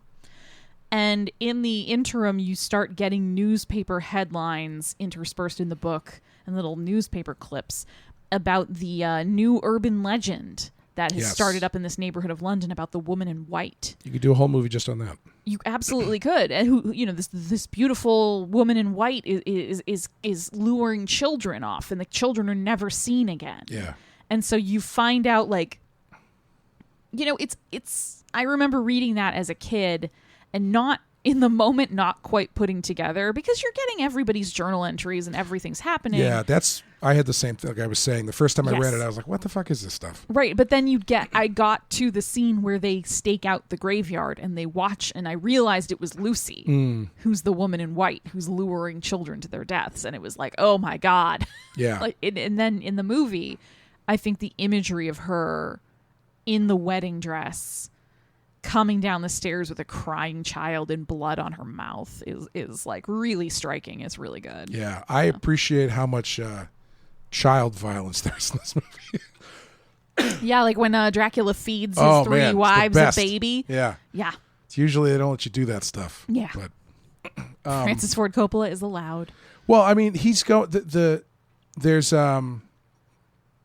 there's a phrase, it doesn't really get used that much anymore, but it was, I'm going to show my ignorance here as I try to sound smart. It's Grand Guignol. Mm-hmm. Are you familiar with that? Yeah. I believe it was a theater term in France or something. Yeah. Basically, Grand Guignol is horror movie theater for the time that it was created. It's high, over the top, operatic violence and blood. Mm-hmm. And that's what this is. This is more of an operatic telling of Dracula than it is it's more operatic than it is like just sort of your normal movie. Yeah. So everything is big. Everything is over the top. They're feeding babies to naked vampires. Right. Yeah. We're really going to push the limits on everything in order to get the point across. Yeah. Yeah. Go big or go home. Yeah. I mean, when they do the joke in Dracula Dead and Loving It when they stake Lucy, it's like a gallon of blood comes out of her. Yeah. And when Dracula kills her, there's that one shot of the bedroom that just has blood spraying everywhere. Yes, that was the blood orgasm. Yeah. Yeah. That's the blood. Oh, I thought you were talking about when Mina is licking it off of his chest. I mean, maybe that too. That always creeped me out too, because I was like, I don't want to see this. I don't see that either. We just gave ourselves the ick. But going back a little bit to the three suitors, I think what's fun about them is Quincy. Mm-hmm. I think Quincy and what's Cary Elwes' character? Arthur Holmes. Arthur. Yeah. Quincy and Arthur. I don't think you need anything else about them to understand their characters. Yeah. Cary Elwes, perfect. Yes. At play, everything about this guy. Yes, as he's soon that as he shows up. hyper-privileged, kind of extremely self-assured. Like he's always gotten everything he's ever wanted. Mm-hmm. Yeah. The fact that he gets introduced by the butler or whatever. Yes. Yeah. And Quincy, I don't really think you need to know much more about him because he's pretty well-rounded. Right. He's the rough and tumble Texan. Yeah. Seward. Yes. Is the only reason he's in this movie is to get Van Helsing into the story. Yes. And to provide another sort of, at least in the book, he's sort of the doubting voice for the longest time because he's like a man of science and he has a real hard time reconciling what he's seeing with what he has learned in the past. Mm-hmm. I also think it's really interesting keeping the bigger cast of characters from the book in this movie allows you to see all the times where Stoker provided doubles of everybody at different times. Like there's all this mirroring all of the time that's really interesting. Like if you look at Mina and Lucy, they're so similar in so many ways, but they're clearly meant to be foils for one another. Yeah. Where Mina is from a more like working class family, not quite working class, but like the new middle class, you know, like I think her family is supposed to be like merchants or something, where they've done well for themselves, but they're not rich, and they're definitely not a family with a title. Whereas Lucy is from a very, very wealthy family. She lives at a house that has a name, you know, right, you know, and she's marrying a lord, and they're going to be lord and lady, whatever. And being able, especially as Lucy is sort of taken over by vampirism, to kind of juxtapose the two of them, where Mina is relatively pure and she's this sort of like stable and reliable and quiet and demure, and then Lucy is just like fully over the top, and she's super high maintenance, and she has some idea of her sexuality, and even if she hasn't explored it yet, she clearly wants to. Whereas Mina is just like, I don't know. I have no idea at all. But then even further out, I think there's a stork involved somehow. Yeah, I mean, probably. But then, you know, like Van Helsing and Dracula are great foils for one another. I think you get less of that in this movie. Like, they don't get as much time to sort of butt heads directly. I do want to talk about that. But before we do that, yes. Let's do another card. Sure. You have to come up with New another question. Yeah. I'm gonna do one for the listeners at large. Try and get everybody some advice here. So I'm gonna ask: do we think that the housing market is going to level off in the next 18 months? Oh boy. Good luck to everyone. So you guys want to listen to this, because I mean, you might want to make some financial decisions based on this. Please do Dracula not. podcast. Oh my God. Please, not even as a joke. I don't want to be responsible for that. I don't want that on my head. I mean, I guess I'm thinking primarily about buying, but, you know, renting, the prices are going up. It's just, neighborhood is a big issue as well, you know.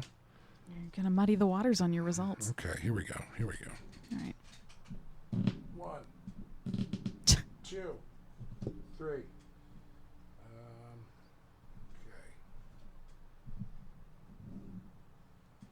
I went middle, left, right this time. Okay. Let's see what you get. Everybody, before you pull this card, everybody go to your money management software. Stop it. No. Open up the Robinhood app. Don't do it. Huh. Now we're talking. Well, the card I have pulled is the moon. Mm-hmm. And in the Twin Peaks deck, the moon is a very bizarre and interesting card. It is Agent Dale Cooper after he's been taken over by Bob and has slammed his head against the mirror. But it also has a lake of fire and 2 peaks, appropriately enough, and some woodland creatures, including an owl. Asks its own question, which is, where's Annie? Yes. Yeah. Yeah. The moon is all about your unconscious mind. Okay. Your subconscious, the things kind of beneath the surface and unseen. The moon is not a good card for this question. Great. It's providing no answers, and it's kind of implying that there are no answers, and that at best you can try to follow your intuition, but it's not really a factual yes or no. Could it? You say the moon it's a subterranean? Is that what you said? It's represents what? Your unconscious. Unconscious? Yes. What's beneath? Your subconscious. Subconscious, what's beneath? Yeah. Could you interpret that as saying, stay on the lookout for larger living spaces in the basements of houses that don't quite count towards square footage, so the price may come down because it's not technically a bedroom because there's no closet? I just want to tell you I don't think you should take up tarot. Okay. Well. I just want to tell you, I don't think you want to make money. So, no. Anyway, I don't. Van Helsing. Yes. Van Helsing is probably the one part of this movie that I feel like is hampered the most by how much condensing they have to do, because he's entirely like what they do with him is great. Because Anthony Hopkins is excellent. The design of his look is excellent. That scene where he's talking about syphilis is great. Yeah. You know, he sells... The one where he fake teleports in front of them. Yeah, that's great. The The yeah, I just want to cut off her head and drive straight through her heart. Like that. This line delivery is fantastic. Wait, was she in a lot of pain? Yeah. Yeah. She was in a great amount of pain, and then we put a stake in her heart and we cut off her head. Yeah. Anyway, where's dinner? Can you get me my surgical knives? I want to cut out her heart. Like that stuff is all great, but the one thing you have to do, because people understand Van Helsing as a very specific kind of character, is you have to link him to Dracula. Yeah, and they do it really, really loosey-goosey. Yes. Like there is no... he has one line where he's like, oh, it's the foe I've been chasing my entire... Like, no, what the fuck are you talking about? Yeah. Yeah, there's no... Not that I really want them to go super duper into the like, well, what is the background? Why is it this? But it really does feel like you don't really get an impression that he's a vampire hunter. Sure, yeah. You sort of get... You know, it's just kind of like all of a sudden you're like, he's like, aha, my foe. And it's like, wait a minute. You have a foe? Right. Yeah. Like what? That he's never talked about it. So don't you know more about Dracula than just like, I don't know, he's bad and he's here and we have to stop him? Like he had to look up in the book. Yeah. All of this information. Yes. About a guy he apparently has been chasing his whole life. Yes. Yes. So Anthony Hopkins is delightful in this character. Yeah. But I do think he suffers because the movie is trying to cram so much into it. And you know, you don't get a lot of Dracula and Van Helsing in the same room in the book. No, I don't even think in the book they have no connection, right? He's just... In the book, I doctor, think right? he knows more about vampires. I think there is some sort of brief explanation, whether it's like his teacher taught him. I assume if my memory plus my knowledge of how this stuff works sometimes, I'm assuming Van Helsing is just the magical exposition character. Yes. So he comes in and goes, oh yeah, vampire, you're going to stake through the heart, cut off his head, yada, yada, yada. Yeah. So there's no like real connection there. Right. The way that it becomes later in other versions of stuff. Yes, where it's like, I have been chasing you my whole life, you specifically. Yeah. It's more that he knows either through his travels or through his own, family history or something, that there, my grandmother was from the old country and she told us about the vampire and what it did and blah, blah, blah. And I've seen, victims of vampirism when I was a doctor and wherever. Like, I think there's some of that, but it's less of like, yes, Dracula, right, my foe. Yeah. But still, when they finally are face to face at the end of the book, it feels much more climactic. I don't even remember how they face off in the book. It's actually not dissimilar from how they end up ending the movie. Oh, really? Okay. Where sort of Mina and Van Helsing are off by themselves, and then the men have mounted horses and are chasing down the carriage, and they're trying to beat it to the castle before sunset. And Mina and Van Helsing end up having to stave off the wolves, and I think the 3 vampire brides too, out in the woods. But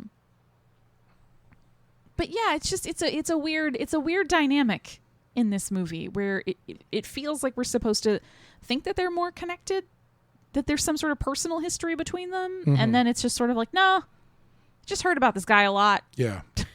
Yeah.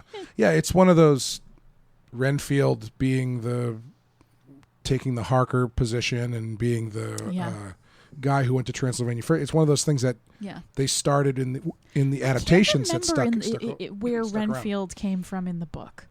My memory is he's just a crazy guy. I think he might have worked for a rival firm or something. I feel like he is still kind of connected to the very early stages of Dracula trying to come to London, and that's why Dracula sort of poisons his mind to use him as an agent who's already there. Sure. Okay. But anyway. Yeah, I can't totally remember. Tom Waits is great in this too. Oh yeah, Tom Waits is fan. Like if there was ever a character that he was born to play. Yes.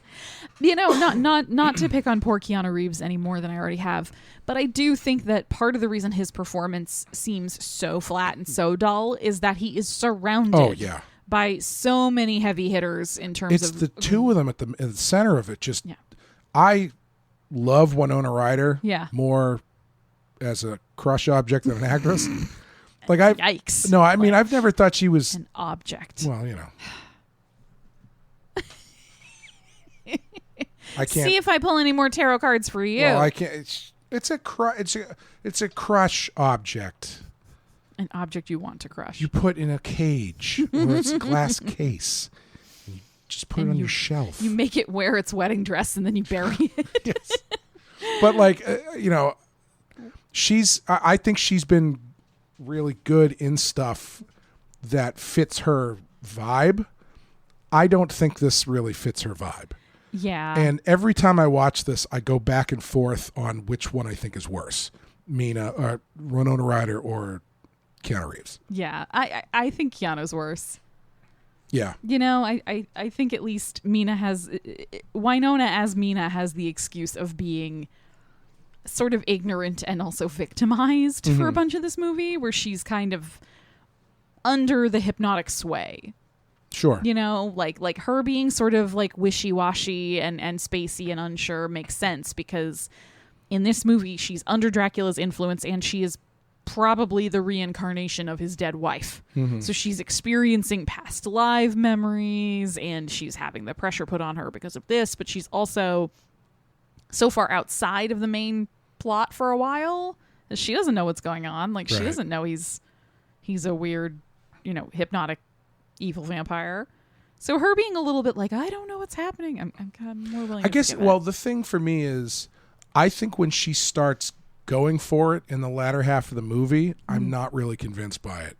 Like, she's trying to match her energy to like Gary Oldman and Anthony Hopkins, and it's just like, it's not really working for me. Yeah, or even ramp up to the level of sort of unhinged that Lucy hits when she's in bed being tormented by.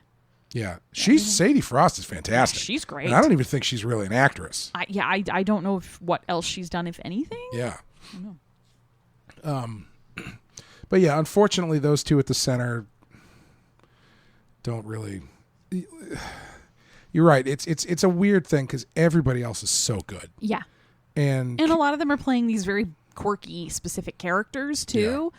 Like Dracula is such a character, and so is Van Helsing, and Lucy gets to kind of get over the top and whatever. So it's tough for the two people who are supposed to be like the normal middle class couple, surrounded by like the ultra rich and also a 500-year-old vampire. The interesting thing about Keanu Reeves' performance, though, is. Please tell me. I'm dying. Now that I've crossed my arms, I'm dying for something to be interesting about. Well, no, because if he. I think the movie is less interesting if he's more animated, because as we were talking about, there's this thing. The setup is that Mina is looking for love and is horny out of her mind, and he's so flat and oblivious. Yeah, and if like another actor plays Jonathan Harker as like more into Mina, I think it changes the dynamic completely, which might be good, maybe bad, I don't know, but I think it does change it. Yeah, it's interesting because I think they're sort of given a difficult task, because Jonathan in the book isn't super. He's not a great fiance. Sure. At the beginning of the book, he's pretty cool, going practically to the other side of the continent and just leaving Mina to sort of deal with it. And it's not really like an ask permission. Hey, honey, is this okay? Are you okay with this? He's like, all right, bye. And doesn't seem very concerned with like, is she going to be sad? Yeah. Is she going to be lonely? Oh, so because he's married, he can't be himself anymore? No, he's not married. Oh, that's right. Even more reason. But he's just can't be a man anymore. He's clearly because he's engaged. Very like willing to prioritize his own career. He wants to have a beer. Go to strip club, Amanda. Who cares? Could you imagine? Who cares if it's in Eastern Europe? Could you imagine Jonathan Harker going to a strip club? I could imagine driving his friends to a strip club and waiting outside. Yeah, reading like Reader's Digest in the car. Oh, I lost my train of thought. Sorry. No, it's okay.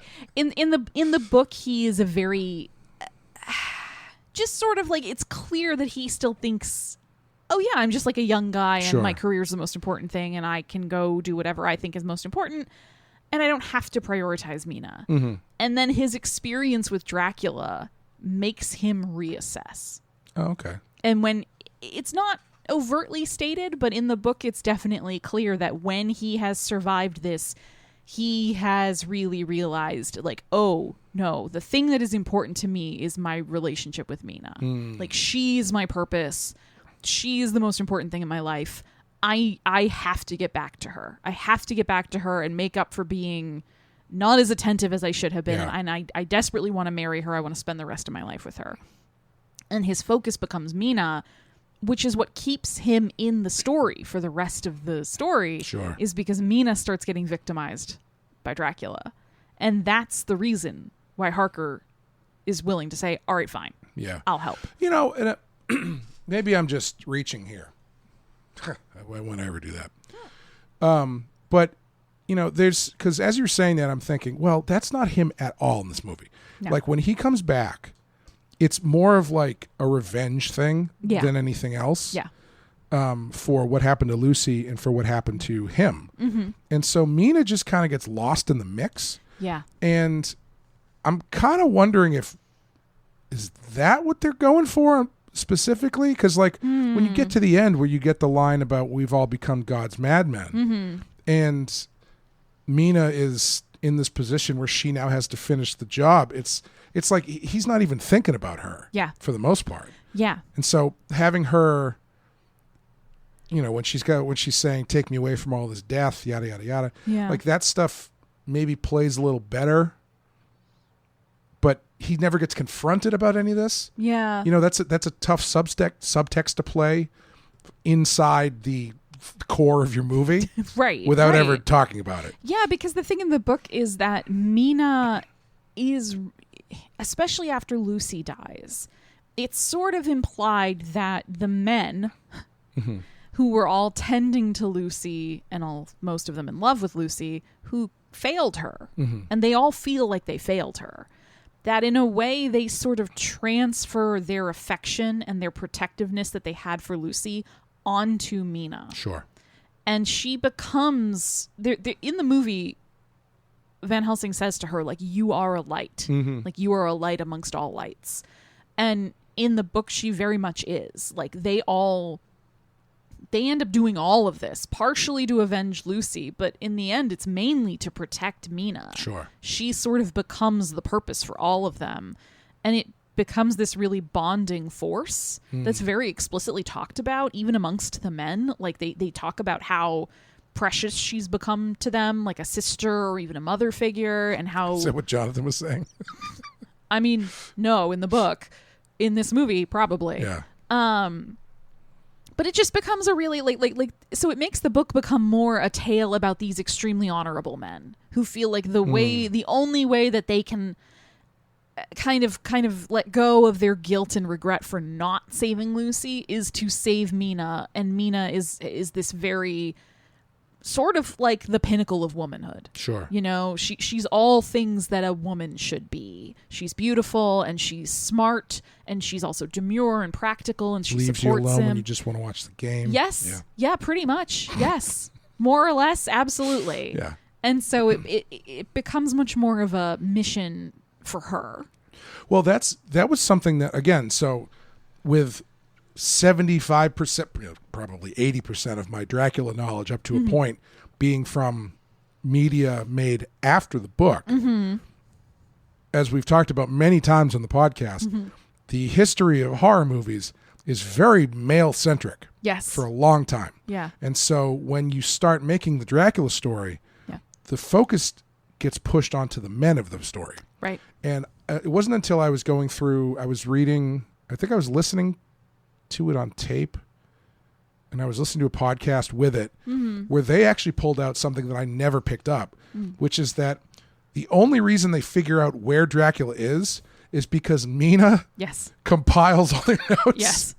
And she becomes like the hero of the book to a certain extent. Yes. And it's like a fairly, a sneaky sort of Victorian feminist novel in some respects. Yeah. In a way that I just never occurred to me. Yeah. Because everything that I associate with Dracula is, oh, Mina is there to be saved. Right. Full stop. Right. There to be a crush object for Dracula, which I identify with, obviously. Yeah.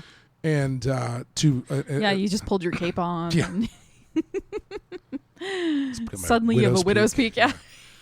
But yeah, no, I mean, in the book, as much as the men see her as this sort of ideal of womanhood, she is really, really smart. She is the one who takes all of their material, like you were saying, and collates all of it and puts it all together and turns it into a narrative. In the end, she's the author of the book. Yeah, that's something I didn't even realize. Yeah. That the book you are reading is the compilation of all those notes that Mina put together. Yeah. So she's the one who compiled it and sorted it and organized it and edited it. And yeah, she's the one who, after she puts everything together, she kind of goes to them in real time in the book and says, hey, I looked at all of your notes and I figured out this, this, and this. Yeah. And that's the only way they're able to track him down. Yeah. Very cool. Yeah. They've never really done that in the movie ever. They should do that next time. Yeah, of having Mina play more of an active role in the hunt. Too woke, though. They won't do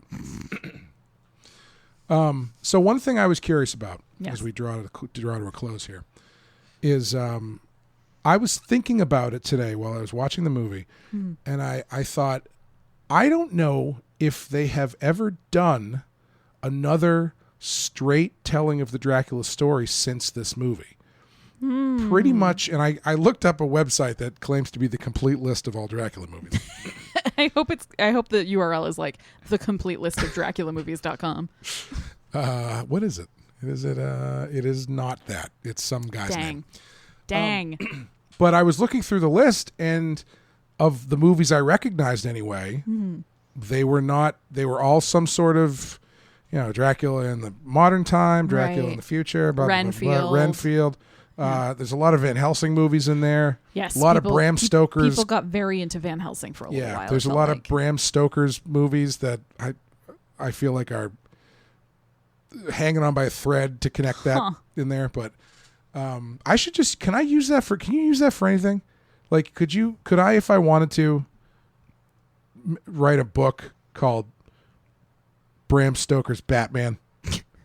I mean, assuming Batman was my character. Holy shit.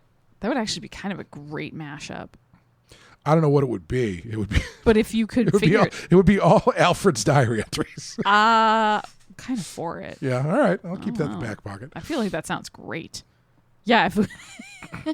But you know what I mean, though, right? Batman is Dracula. Like, how they've done that before. Okay, all right. But you know how if you can put based on a true story or anything, is there anything stopping you? Yeah, could I make like a recipe and call it Bram Stoker's apple pie? Right.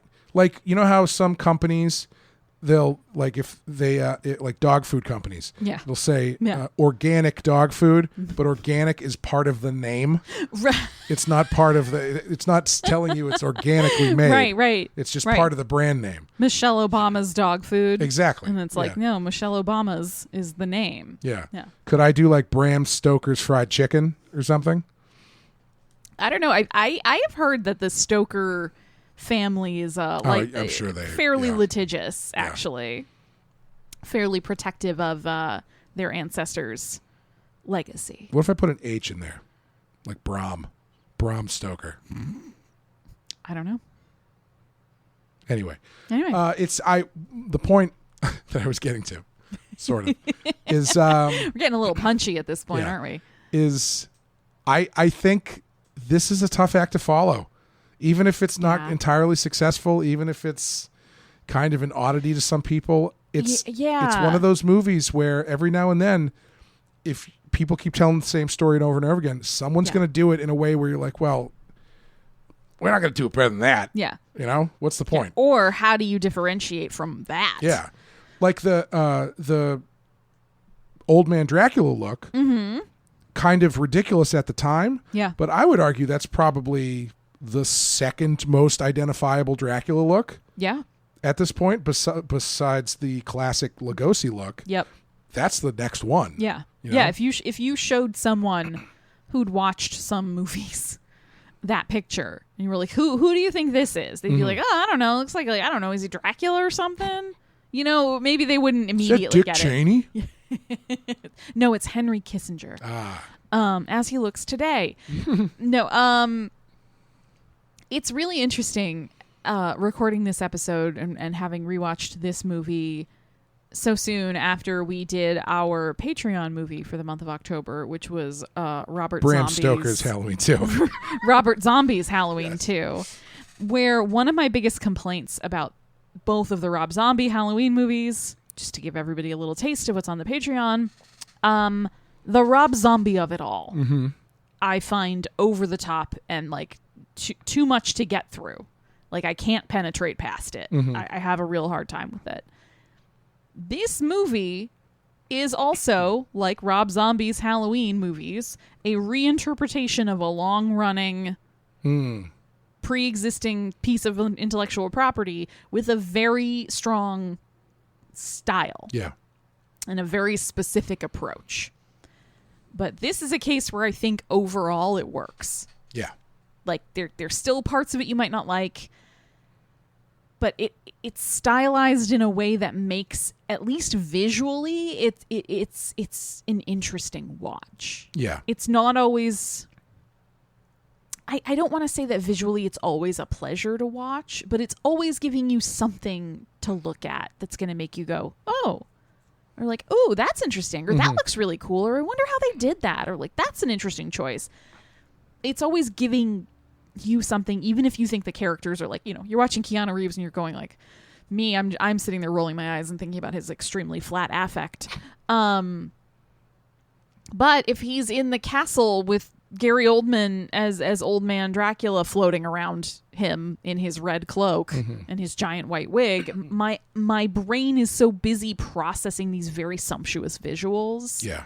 That the rest of it I can kind of skate by. Yeah. If I'm not enjoying certain parts of it. I think this is a movie where you can always just put it on. Yeah. Like if this is just, if you walk into a room and this is on playing, you're probably going to watch it. Yeah. And it's because, like you're saying, it draws you in a way where, as I said before, it's like the first time you watch it, probably going to be a little overwhelmed. You might think it's kind of goofy, but I guarantee you, it's not going to leave your mind, and you're eventually going to watch it again, or you're eventually going to go, you know what, I think I'd like to watch that again. And it rewards you for more attentive viewing. Yeah. Like especially visually, there's little visual cues and tricks that if you pay more attention, you're more apt to notice them. Like I didn't catch until this time. So you know, at the beginning in the flashback scene when Dracula is at war, and it's all almost just like a shadow play. Yep. When he's later on in the movie scene, after he talks about, science and the miracle that is science making video pornography, when everything starts going a little bit chaotic and the wolf is loose in the theater and everybody's panicking and running around, the movie changes. Yeah. And it becomes an actual shadow puppet version of the same opening battle scene. Yeah. Yeah. And I didn't catch that before. And it's not just a reshoot of the exact same scene. It is little cutout shadow puppets. Yep. And I just thought that was so awesome as a detail, because I had noticed that it looks like a shadow play at the beginning, and then I had totally missed until this time that it comes back later. Yeah. There's lots of little things like that woven into it. Yeah. Like the first time you watch it, you might not track that Dracula and Mina get drunk on absinthe in one scene. Yeah, it gets very Baz Luhrmann in there for a second. Yeah. When he says the Green Fairy, I expected, Yeah. Kylie Minogue to come out and start doing a jig. Yeah, I think, do you think it deserves to be on the list? I have very mixed feelings because I do think it's an extreme... Wait. Let's go to the cards. Is that your question? That's my question. Well, my final question. All right. As I'm shuffling, Okay. tell me your mixed feelings. I think it's such an iconic version of the story now, and like you said, I do think it is kind of the closest to an actual adaptation of the novel. So that makes me want to say yes. Mm-hmm. On the flip side, I don't know if this is a horror movie. Interesting. Hadn't considered that. Right? It's so focused on the romance. Yeah. It's vampires, though. I know, but I mean, I'm so torn on it. Yeah. Like there's no. What part of this movie is supposed to be really scary? Yeah. I think the scene with Lucy. I would say That's a good point. most of the stuff with Lucy, That's a really good alive point. or dead, Yeah. is pretty scary. That's a really, really good point. All right. In that case, you know what? I will say I think when it was on the list and close to 200, I was pretty comfortable with that. Yeah. Yeah. Okay. All right. Let's see what we got here. All right. Clay is now dividing up the deck into 3 piles. If I slam the table, it sounds a lot more mystical.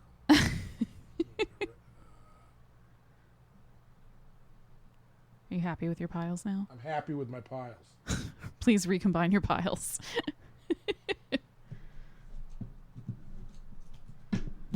Okay. All right. Final question. You do me the favor of reiterating your question. Does Bram Stoker's Dracula deserve to be on the Rotten Tomatoes 200 Best Horror Movies of All Time list? We should have used the Edward Gorey cards for this one. We can if you want to. It's all right. We're too deep. All right.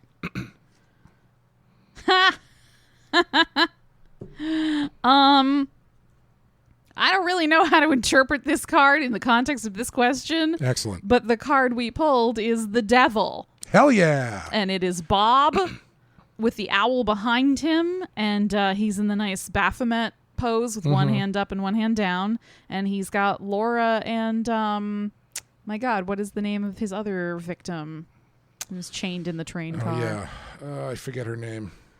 But yes. Is it Tara? Something like that? It's not. It's not remember. Tara. I'm close, but I'm wrong. Yeah, I'm gonna say this is a big yes. I mean, yeah, I guess if Dracula is the devil the figure, Prince of Darkness. Yeah. I'm thinking that's saying it should be very much on the list. I think so. I think you're We're right. gonna go with the cards and say that it deserves to be on the Deserves list. to be on the list. Who's your favorite? Do you have a favorite Dracula or favorite version of Dracula? My favorite film version. I you know what? I think I'm just gonna say Bela Lugosi. Yeah. I just think he's so perfect in the role, and he just really, to this very day, when kids think of dressing up in a Dracula costume, course, they're yeah. thinking of looking like Bela Lugosi, Yeah. and I just don't think anyone's quite outdone him yet. Yeah. What about you? I think I love Lugosi. I love Christopher Lee. I think my favorite might be the Herzog Nosferatu. Ah, That's just such a really cool, that's a good one. whacked out I gotta remake. rewatch Honestly, that the one. thing that bums me out about, the only thing I don't like, and I don't know if this is a rights thing or something, but they use the Dracula names. They don't use the Nosferatu names. So they don't use Count Interesting. Orlok and Henner or whatever. Which the is names funny are. because didn't Count Orlok and all that begin as a reaction to not being able to use the Dracula Yes, names? that's, yeah. Which I was hoping they would. The new one seems to be using the original German name, so I'm excited about that. Yeah. Hey, maybe that will be on our list and we'll be back in Ooh. Dracula country soon enough. That would be fun. I would be happy if that happened. Yeah. But I think that's going to do it for us here with Bram Stoker's Dracula. I hope you got your money's worth out of this re-recorded episode, Yes. 2 years in the making. I'd also like to apologize for my poor tarot reading skills. I think it worked for me. I guess I'm not moving anytime soon. No, but probably not. anyway, Yes. we're going to hit the randomizer button. Beep, boop, boop, beep, boop, boop, boop, boop. And up next, we will be doing number 36, which is Todd Browning's Freaks. Oh, wow. Yeah, which okay. we probably could do the same night we record because that movie's like 65 minutes Yeah, long.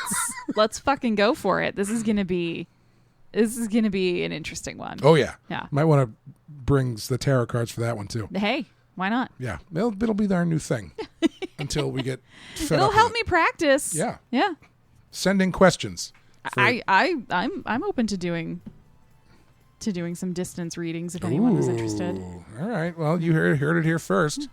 Figure out a way to send us a question. Yeah. Anyway, thank you guys for supporting us. If you want to help support the show, head over to patreon.com/thepensky file and follow us as we go through all of the Halloween movies this year. We're coming up Yes. on the Blumhouse Halloween's. We're doing Halloween Kills in November. Halloween Ends in December because we already covered Halloween 2018 on our main feed.